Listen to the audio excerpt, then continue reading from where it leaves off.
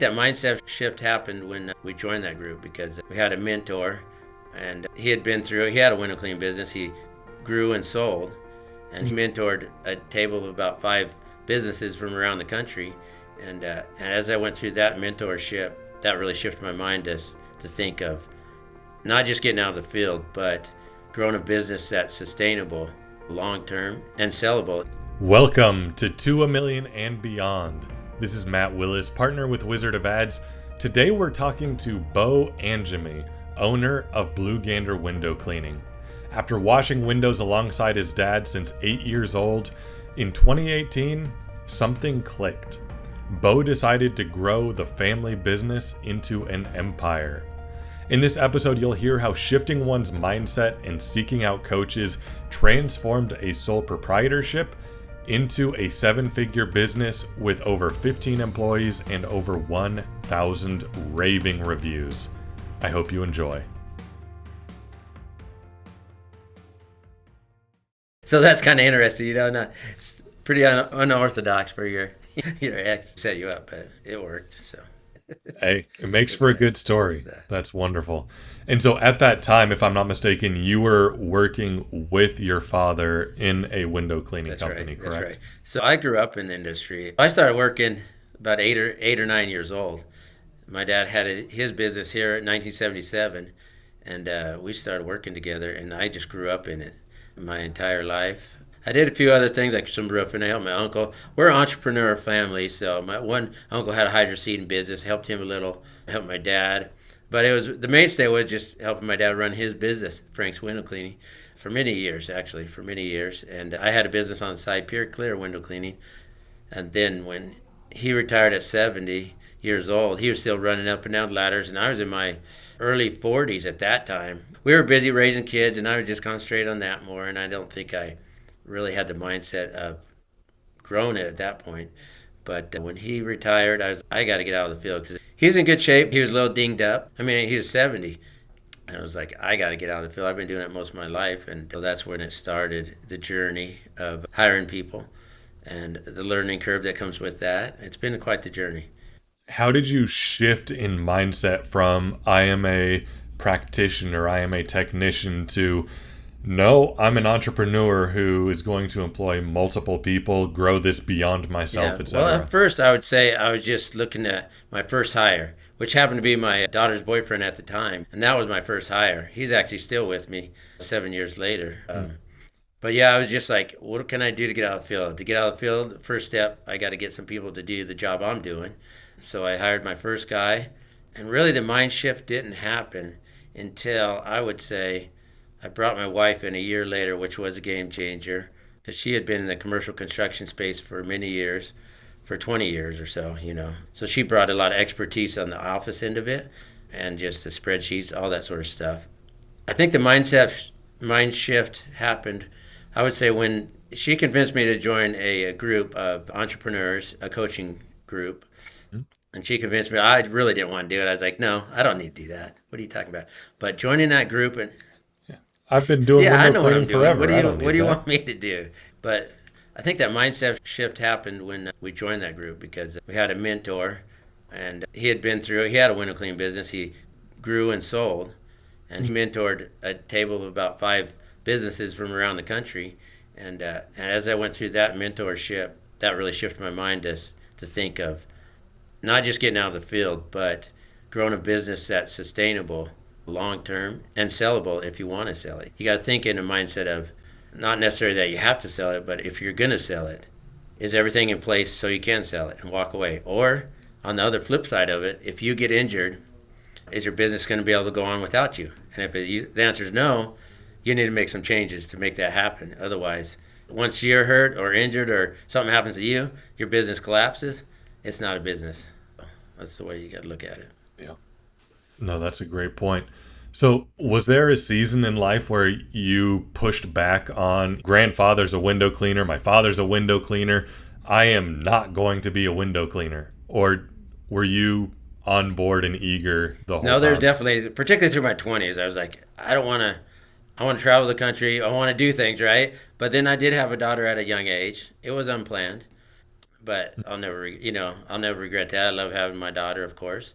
But so that made it more of a sense of, I got to raise her. I got to provide for her a job. And that was the most stable, easily attainable job for me. And that's what I did through a lot in my 20s and 30s, clear up until they grew up. And we're empty nesters in the early 40s. So it was basically raising the kids through that stretch. It was a stable job, and that's how it went. So, yeah. Yeah. At what point would you say it clicked from this is what I need to do in order to provide for my family to this is what I get to do? I would say once that coaching mentorship happened, that's when the mind shift really started clicking. And it's just been the journey, of course, with the hiring people, and just it's been quite the journey for sure. There's so much to it, but just hiring and getting to know personalities and really mentorship of other people, and raising them up. And the long answer is, yeah, it took a minute, and then it's been more. I get to work. It's been more and more that way now because we've got so many systems in place. I would say it's been feeling more that way. We got people in place. We got the right people in place, and we got all our office team.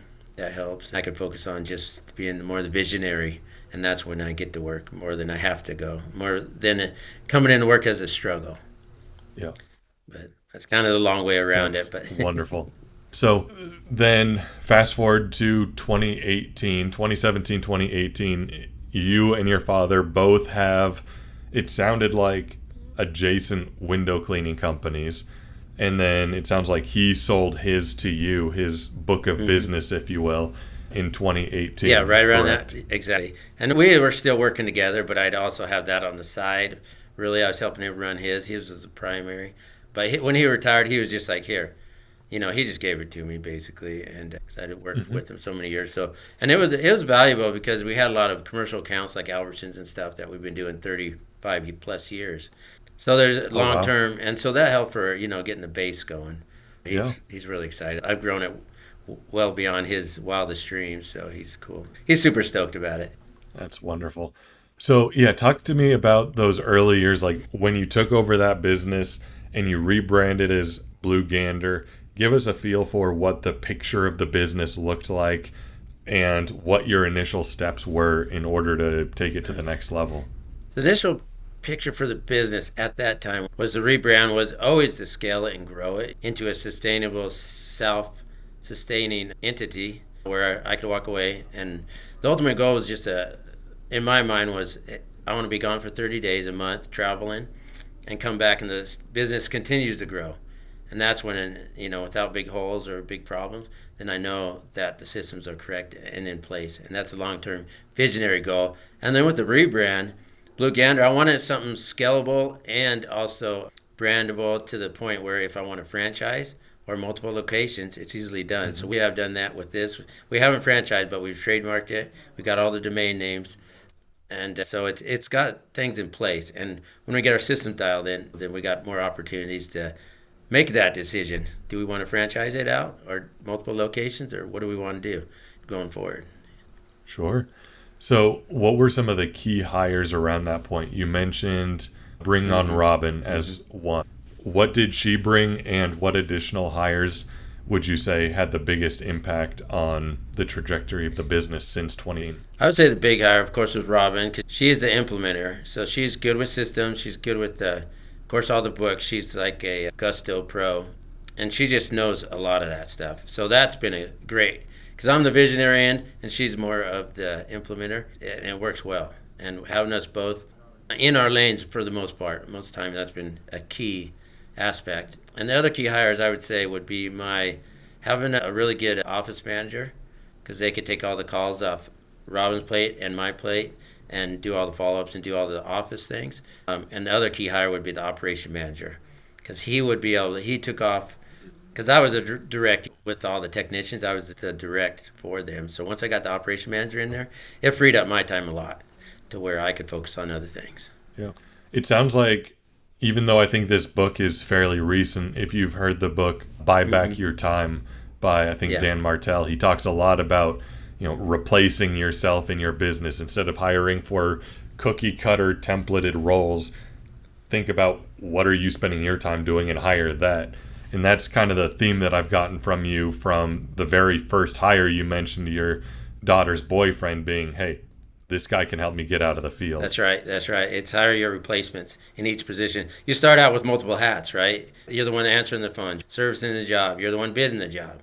You're the one doing all the callbacks, if there is any callbacks, you know. I mean, you're just taking care of all the hats. So just hiring your replacement for each position, and you keep taking off the hats until you're looking at the vision from 30,000 feet versus being in the weeds.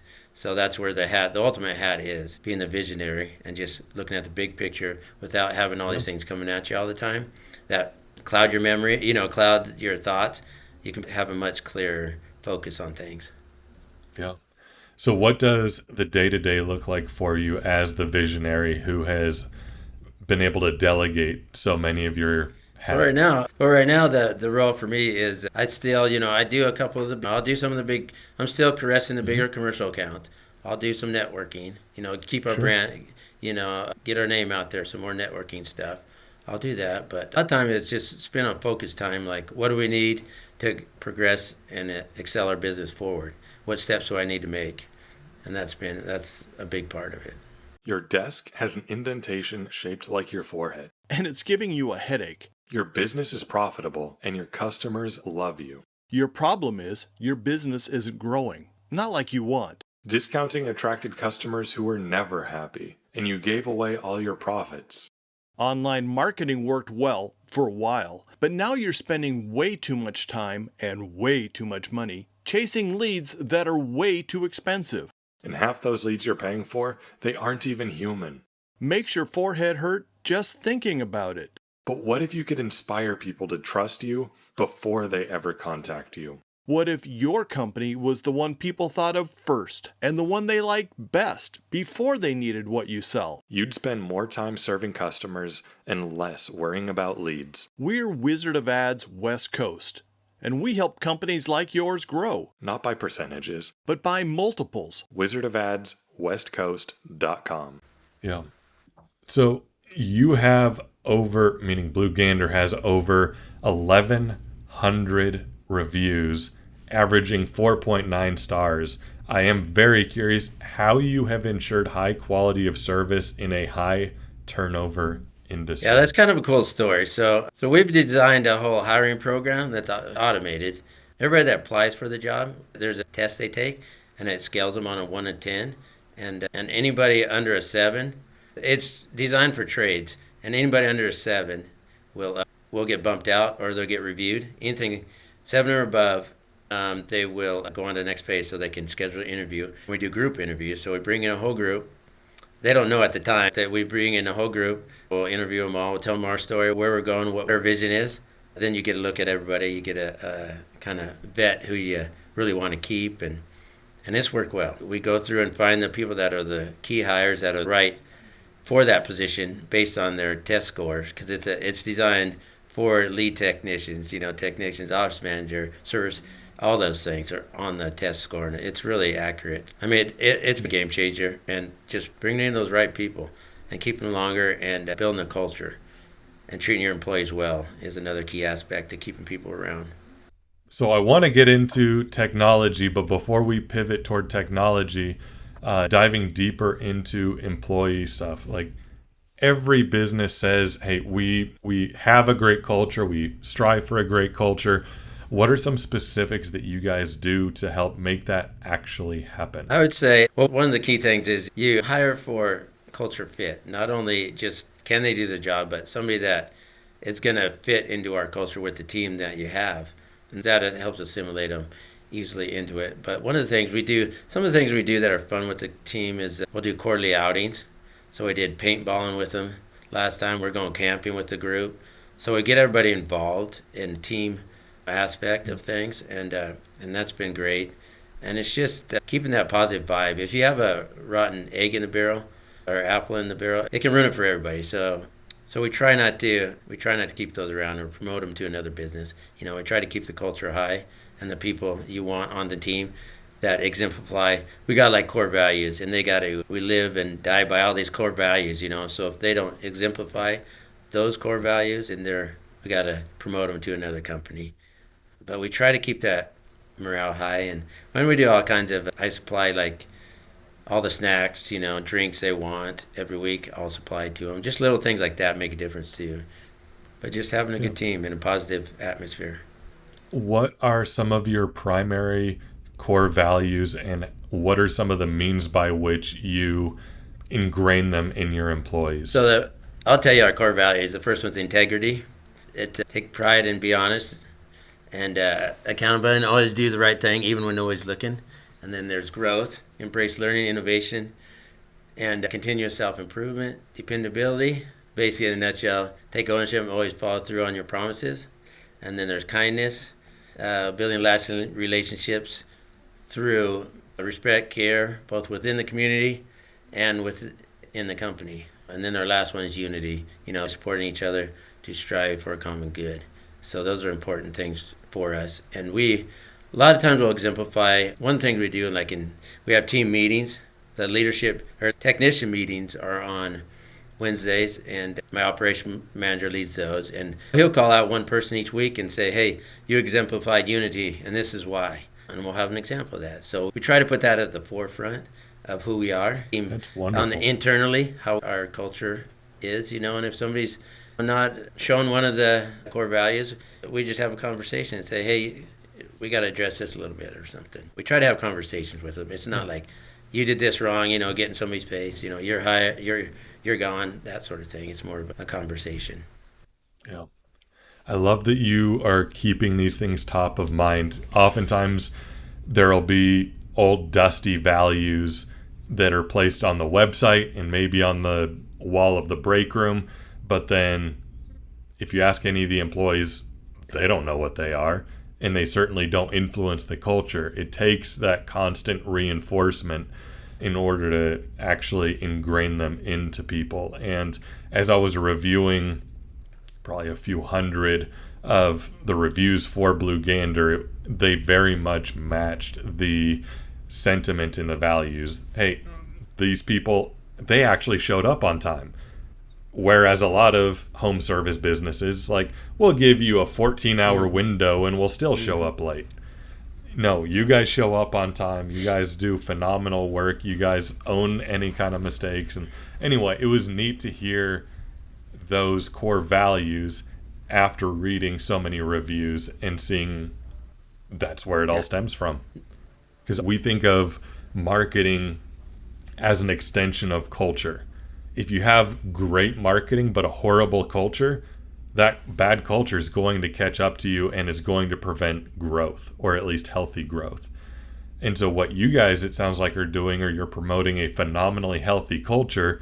And so however much marketing you're doing, the culture is really bolstering you to the extent that you are. Yeah, that's absolutely right. It starts from the inside out. You build your culture, find good people, you build a good culture, and then it translates into the work you do, because you can't go out and sell work and tell them how great you are and then not deliver on that promise. And that's one of the things that's important to us, to deliver on the promises we make. So that's a big part of it. Yeah. And like you said, the reviews kind of speak for themselves. People will chime in the experience they had. If there ever is a problem, we like to get back there ASAP. Within 24 hours we'll make it right.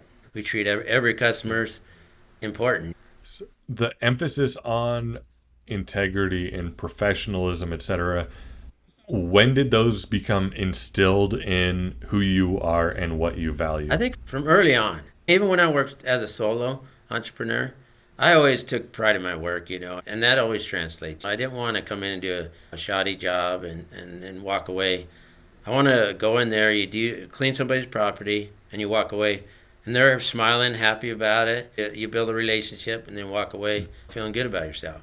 Because you never want to go in there and just do a shoddy job or break something or do something, just walk away and not tell anybody, that sort of thing. But yeah, so it started early on for me, because once I did that, and I just want to instill that in everybody around me, I hold everybody to a higher standard. And it's just I guess just the way I was rooted, the way I was raised, because it just gnaws at me if somebody's not doing something to the best of their ability. It's just kind of part of who I am, I guess. So, how's your forehead? Growing your business takes 2 hands full of inspiration a bucket full of perspiration, and a truckload of pixie dust. Nobody said it was going to be easy. Pixie dust is all the emotions triggered by your company name. It's what you say through your advertising, plus what your customers tell their friends. Pixie dust is what the world believes about your company. It makes people choose your company from a list of all your competitors. Pixie dust inspires confidence in people who've never done business with you. And makes them trust you and decide to work with you before they need you. Pixie dust is not your company name. It's your brand. It's your brand. It's your brand. We're Wizard of Ads West Coast, and we make pixie dust. So companies like yours can grow. Not by percentages, but by multiples. And without pounding your head on the desk. WizardofAdsWestCoast.com. WizardofAdsWestCoast.com. That's really neat, and I feel like it's really hard to maintain employees in any home service organization. But it seems like you guys are doing an above average job at that because of that culture, because you're not just giving them a job, you're providing people spend, say, 40 hours a week working, and having a positive experience where you feel like you're doing good for other people, that accounts for a lot in people's minds. Yeah, no, I agree. Because everybody spends a good chunk of their time at a job, right? You want that experience to be good. You want to be able to go into work and be happy to go into work, not like dreading it every day. We want all our employees to feel like they're special and unique, and they have a safe place to work, a place they can be happy to come to, and that's important to us. Yeah. Even though it doesn't pay immediate dividends. It's like you could save money by not providing those snacks. You could save money by not providing the extensive benefits that you do. You could save money by an increased profitability in the short term. But it sounds like and I'm curious where you learned this, like was it coaching or otherwise, but by making these investments in culture, even though in the short term it comes across like a big hit on profitability, it seems like you're far beyond the tipping point of realizing, hey, we might not be able to track the revenue benefits from these investments, but they're absolutely there. I think a large part of it is Sim for my wife. She was always a big advocate of, wanting to treat her employees well. That's why we provide like full health care for them. We provide life and disability. We provide 3%, retirement match if they want to do that. We provide all these things because and then, medical. I mean, we got dental. We do all these things just because she believes in treating everybody well as we can. It does affect the bottom line. It costs more to operate for sure. I won't lie about that. But I think it just builds a good culture, and we get good people in here, and it pays dividend, for everybody. Yeah, that's huge. So we've talked a bit about how you hire people as well as how you build the culture. But I'm curious what your process looks like to develop your people for the future. So we have like a clear path for them. So you start out as a 1-star technician, and then you can go up to 5-star field lead. So there's a clearly defined path for them. So they have something, vision to look forward to. You do some things, you do some training, you watch some videos, you do read some books, and you can move up the chain. It has a clear defined path. So I think that was important early on. We implemented that a few years ago, and that's been really a big game changer, because then you have somewhere you can, they're not just coming into work, say, oh, I've made it, that's it. They know they can move up the ladder, you can make more pay, you can have more responsibilities, and all that sort of thing. And that gives somebody a vision as well. Yeah, it's incredible, because right there you laid out, this is not a dead-end job, which even that inspires a lot of enthusiasm, hope, and confidence. Is the one potential thought on your mind these employees as part of the potential growth for them? Eventually they could become franchise owners? Yeah, I mean, if it's the right person, absolutely. Yeah, that's never off the table. And I always look at, as we expand too, we'll need like more service managers and things like that. And I'm always looking at people that can jump into those bigger role, the bigger office type leadership role. Definitely. You'll notice the people that are the ones that are good fits for things. And it kind of rises to the top. And But yeah, no, I'm always looking at that because that's all part of the vision. Trying to put the right people in the right seat for what their strong suit is and excelling from there. Yeah.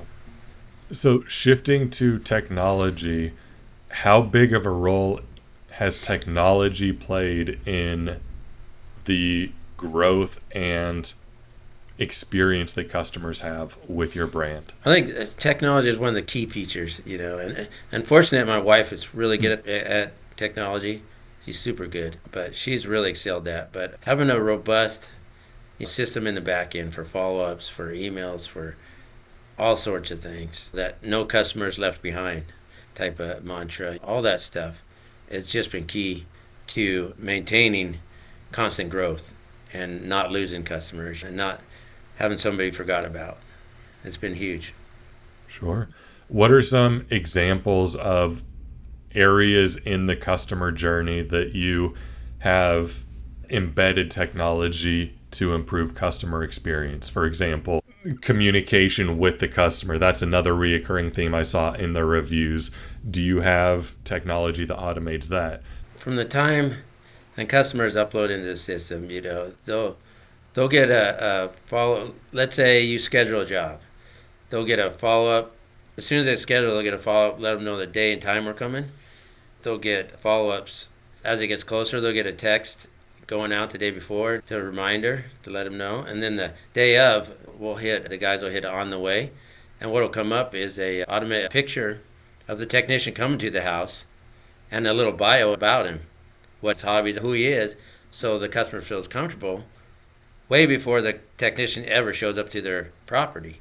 And so that's just one of the aspects of how that life journey would be from schedule to the time the technician shows up. So when they come to the front door, they're like, oh, it was nice for you to, it's nice to meet you and stuff. And it's just it's a calming effect for everybody. Yeah, there's more of a personal connection. Yep. So you as an organization have a number of services that you include. You mind running us through that, including both residential and commercial? So, right now our services consist of, we've concentrated them a bit more. So our services is on the residential and commercial side. We do window cleaning is what our main focus is. And then we also do pressure washing. So we got a hot wash system for all flat work like concrete, and that works great for cleaning oil, any deep embedded stains. And then we got also a soft wash setups for buildings and siding. And on the commercial, that's on residential and commercial. And then the higher rise commercial, we got the drone, which can utilize, usually we'll use that anywhere from 3 or 4 stories on up. And we utilize that for windows and siding. So it can do a soft wash siding as well as clean the windows. And that's kind of in a nutshell our mainstay services. We also do gutter cleaning in the fall and holiday lighting in the fall. So temporary Christmas lighting. We put up that every year. So we've been doing that about 6 years, the holiday lighting. That's been fun. Yeah. Nice. So you guys, just by the work that you guys are doing, you guys are contributing to the community by serving people, by cleaning their windows. What other impact are you guys having on the community? One of the things we're really proud about is that every month we pick a different charity of the month. And so we'll give a percentage of every job scheduled to that charity every month. So we've been able to give thousands of dollars away, like Red Cross. This month it's Idaho Youth Ranch. VA Rep was last month. We did Meridian Canine Rescue. We've done a number of just great organizations. You get to know them personally. It just makes you feel good to give back to the community whenever you can. We're still a small business, but we can give back to our community that's helped, giving us so much. And it's a big deal to us. Do you guys have a specific, defined mission? We want to have XYZ impact on the community. Yes, I think our vision is service, growth, and community impact. So those are kind of our three. So we want to excel in our service, of course, to our customers. Our growth, both internally with the technicians and externally, making everybody a better person when they leave as when they arrive. And then community impact, that goes back to all our charitable work and just brightening up our community and being a good steward of our community. That's a big deal to us. So that's kind of our vision for that. Yeah, that's really neat. One of the things that you shared with me previously was we want to be a steward of the community and not simply take from the community. And I love that perspective. And just like you just said, we want to contribute to the community that has given us so much. And living in the same sort of community that you do, I can vouch for just how remarkable and wonderful this community is. So absolutely love that. What gets you energized about what you get to do with Blue Gander? Is it more the community stuff? Is it more the employee stuff, getting to serve the customers? Like, what gets you fired up the I think most? it's a mix. To the community, as far as that, just really makes you feel good and warm and stuff, either through volunteer work or providing a check to somebody to put to good use. But also on the employee end of it, providing a good stable job for these guys and gals, and it's not only for them, it's for their whole family. It makes me feel good to provide something for these guys, somewhere they're happy to come in and put in a good day's work and get rewarded at the end. It's nice. So I feel good. Yeah, that's great.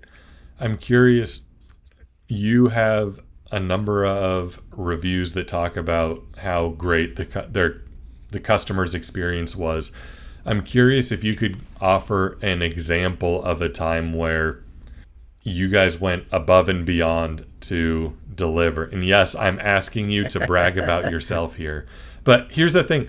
Every company out there says we offer the best customer service. And so what I'm asking is, what's an example of a big hurdle that you guys have overcome in order to do right by the customer? That's a good question.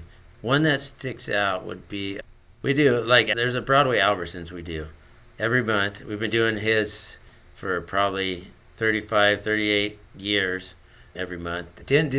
They weren't particularly satisfied with some of the flat work at one time before we had the hot wash. So we went back and we washed down. We had the drone, so we went back and washed down his whole side of his building, all the signs for him for nothing. I called him up. Hey, do you mind if we come down and just clean, your signs up, because they were full of cobwebs and stuff. And he was super appreciative of that. He didn't ask us to do that, and he was like, he would have been fine. We would still have the job and stuff. But I was like, it's the same director I've known for all this time. He's the same one. He's been at the Broadway before. The old Broadway was just a little building before they made the Market Street. And so we went out there and we took care of that for him, and he was super appreciative. And I appreciate him. I mean, he's a long-term customer, and he's just been super good to us. And I was like, that wasn't up to our standards. So I was like, we'll go back and we'll just do this for you. It cost me, of course, but it was, his money well spent. Yeah, 100%. Thank you for that. I'm curious, from a business standpoint, do you see more opportunity for growth in the residential or in the commercial space? Well, a little bit of both, because there is a lot of, we do about 50-50, so there is a lot of residential that there's so many people moving here, as you know. This place, it's not slowing down anytime soon. So the residential will still grow, but I'm focused, my sales reps, we're focused a lot more on the big commercial accounts and some storefront, but more reoccurring work. We'd love to just have that reoccurring schedule weekly and monthly going through the winter, because that helps a bunch for us through the winter. January and February around here are just like January and February. We have our commercial accounts, but we to remain providing all these things to everybody here. So we're kind of focused on the commercial end of it a lot for that, but we continue to grow the residential as well. No, not surprising at all. So everything that we've talked about today, from customer experience, employee engagement / culture, has all led to Blue Gander winning a few awards. Can you share which awards you've won and how you're building off of that success going forward? So I hate to brag about stuff, but so some of the stuff we won is Idaho's Best. So we won the Best of the Treasure Valley, and once you get into that pool, you're in the final four. There's Northern Idaho, Central, Eastern Idaho, and then the Treasure Valley. So you go to the award for the Best of the State. Idaho's Best for the statewide winner. And we won the last 2 years in a row for the statewide winner. And it's not an easy one to win, because you got to have it goes by Google reviews, your BBB rating. People can only vote once for you, so it's not a daily vote. But it's a pretty legit system. and we're pretty proud to win that. Last 2 years we put in for it for statewide, and then we've also won the Boise Metro Chamber Small Business of the Year for the 11 to 50 employees, and we're really proud about that because that one's a hard one to get. We put in for it for the last 3 years, and you get nominated, and then you end up the final three, and we got it. We won it this year, so that's super exciting. That's a pretty big deal, and we're really proud of that one. Those are a couple of the examples of the things we've done, Yeah.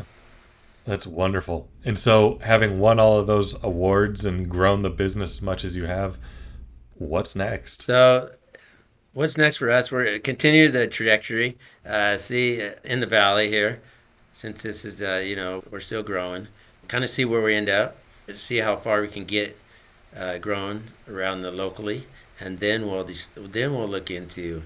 At that point, we'll look into whether to branch out to other big cities and see where that takes us. The main focus is getting our systems super dialed in, so it can be a plug and play. We want to move, we want to franchise. You just plug it in the next place, and you're able to scale and go, hit the ground running, get our marketing dialed in, all of that stuff. And that'll be the future goal. Right now, we'll saturate the area and see what happens. And we're always open to, if somebody's tired of being in the field too, we're always open. I'll throw that out there. We're always open to acquire other businesses. I mean, we acquired Tree City Window Cleaning last year, and we're always open to that. So that's just something to kind of throw out there as well. Yeah, that's wonderful. Bow Angemi, it has truly been a pleasure connecting with you today. Thank you for taking the time to connect. If anyone wants to learn more about Blue Gander, you can learn more at callbluegander.com. Again, that's callbluegander.com. Bow, thank you so much. Thank you, Matt. I appreciate it. This has been fun.